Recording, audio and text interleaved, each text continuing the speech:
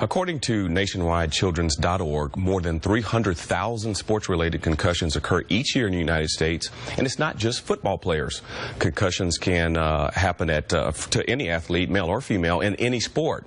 Good Day's Buck Lanford is here to tell us how Gwinnett County is taking concussions on head-on. Like that. Yeah, you remember University of Georgia quarterback David Greene, right? Yes, Played for the Seattle Seahawks for a little bit as well.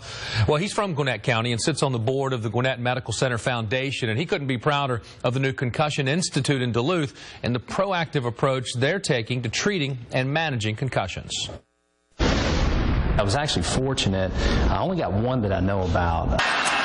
As a sophomore quarterback at the University of Georgia, David Greene suffered his lone career concussion. And the funny thing is, it wasn't a hit that you would think. I mean, typically you see the bone-crushing hits. Those I survived okay.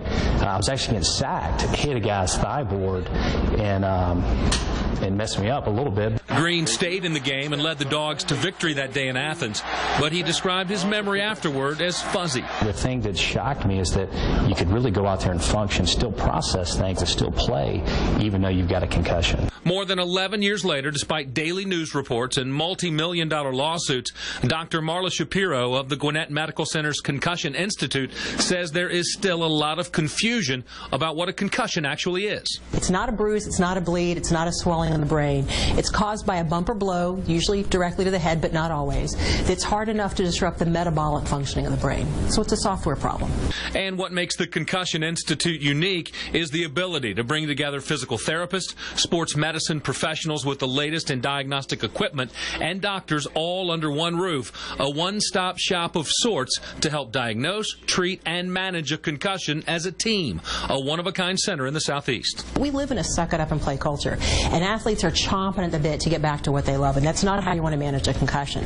And so athletes, they need to understand why. Baseline testing of healthy athletes is a great way to evaluate cognitive ability after a head injury, and the Concussion Institute is taking a very aggressive approach to protect athletes of all ages participating in all sports in Gwinnett County. And it's very hard to diagnose a concussion if you don't know where they normally are. And so, I mean, they've got well over 50,000 baseline tests for their youth, which nobody else is doing. I think that concussions are probably an inevitable part of sport, but if people know what to do and they are managed well and managed safely, kids ought to be able to return to sports without fear of having catastrophic consequences.